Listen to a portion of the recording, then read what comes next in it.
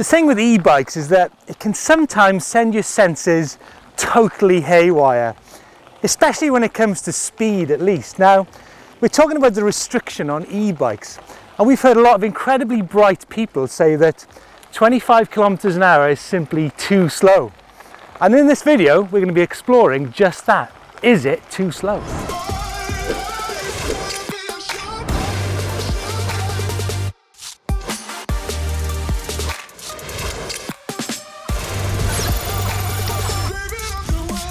25 kilometers an hour, is it too slow? I think part of the issue here is the fact that we have turbo, boost, extra power, call it what you will. And because we have that power mode, we feel compelled to use it. And the thing is, once you do that, it puts things out of perspective rather than into perspective, because once you've been there, you find it quite hard to go back. In fact, I've heard a lot of people say that if e-bikes didn't have turbo mode, they wouldn't be using them. What I think is that, where the hell are you riding your bike? So today we have got a range of bikes to test this 25 kilometers an hour argument and see how easy it is to get to and maybe beyond that limit. So 3 bikes. First off is a road gravel bike, then we have traditional mountain bike at 140mm travel, and finally an e-bike. And we're going to be riding the e-bike first of all with the motor off, then we're going to ride it in eco, trail and boost mode. To go through the 3 bikes, the first up is a gravel bike. It's a full carbon frame, carbon wheels and 28mm tyres. It's actually built for tarmac roads and roads such as these in the hills. Over to the mountain bike, it's a 29-inch wheel bike, 135, 140mm travel, carbon frame. It's got semi-soft compound tyres and it's a well-known fly machine.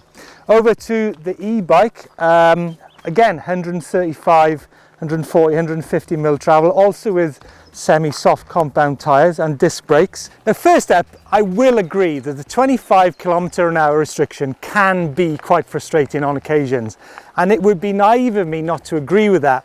But mostly it's on terrain such as flat towpaths, fire roads, tarmac roads, and on occasion those gently dipping single tracks where it's 50-50, where you're above the 25k rule. But today we're going to do 2 time tests. Let's go and dive in.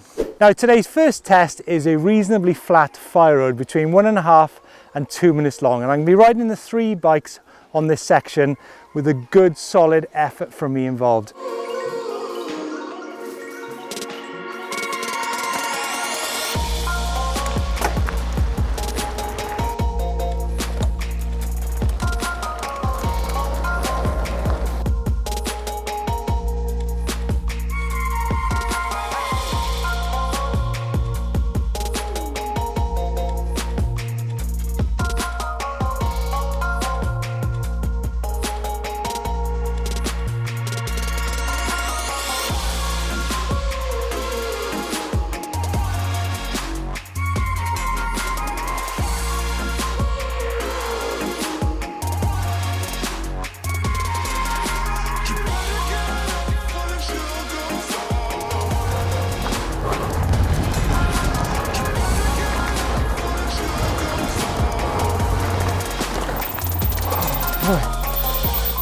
Oh man, oh my god, wow, that's a bit of a reminder.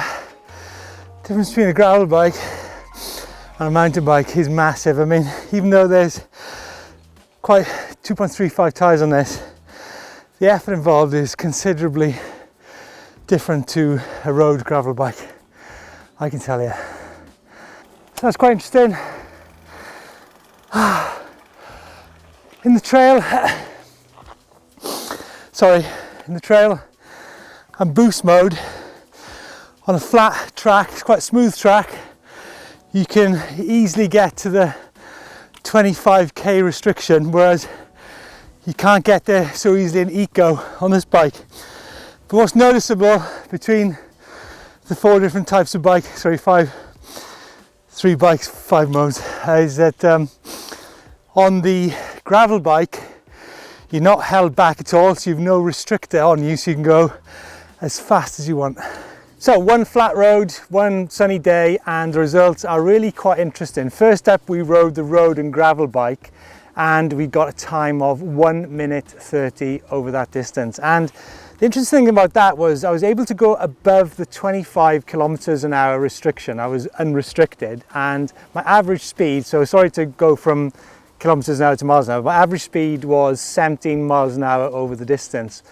When I swapped to the mountain bike, it felt massively more physical to do the same effort over that distance, and the time reflected that with a 1 minute 52, which was a huge 22-second difference over the gravel bike. And then of course we moved to the e-bike with the motor off, and what was quite interesting was the effort is quite similar, and the time was also identical, 1 minute 52. And what's interesting was the average speed was 13.6 miles an hour, obviously, so that's below the 15 mile an hour restrictor on an e-bike. Now obviously we saw a big drop in the times when we switched the motor on the e-bike. We went down to 1 minute 38 in eco mode on the e-bike, which was still 8 seconds slower than the gravel bike, but still a big jump between it and the mountain bike and the e-bike with the motor off. Then of course we went into trail mode on the e-bike, and again another drop in time, another 5 seconds off, down to 1:33, still not as close as the gravel bike, but getting there. Now the interesting thing here now is that we're getting into that 25 kilometer an hour restriction, so you're constantly going above and below, trying to fight that restrictor on the e-bike. And finally, in turbo mode we get a 1 minute 30, which is exactly the same time as we got on the gravel bike. So again, you're trying to fight that limiter on the e-bike, but the time is exactly the same. Again, one flat track, one sunny day. On a different day, it might be different. And no more so than when you change to some rougher terrain, steeper terrain, and then the results will be quite different. One other thing I need to mention is the fact that not all e-bikes are made different. So when you actually get beyond that 25 kilometer an hour restriction, then each motor reacts quite differently. So on some e-bikes, it's actually harder work to cycle past the 25 kilometers restrictor than on others. Now, the reason why it's easier on some bikes to pedal past the 25 kilometer an hour restrictor is that some e-bikes decouple when you get to that point. So it's actually like pedaling a normal bike, whereas some bikes, it's a little bit heavier effort to get when you get past that 25 Ks. For the second test, we moved to a gradual hill climb. It's nothing serious. We've gone from flat to something a bit like that. Again, the three bikes head to head. Surface conditions are super smooth, so it doesn't really matter so much about the tyres as on the previous stage. So cut me in, Josh, and let's just go for it. 3, 2, 1.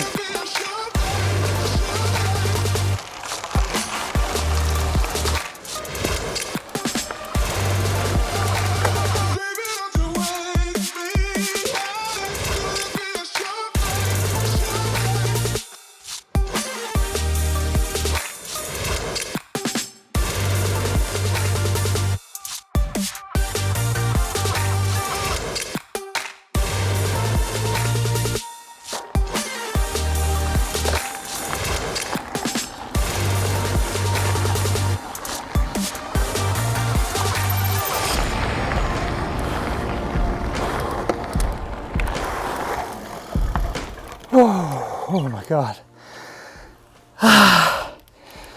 Wow, quite different.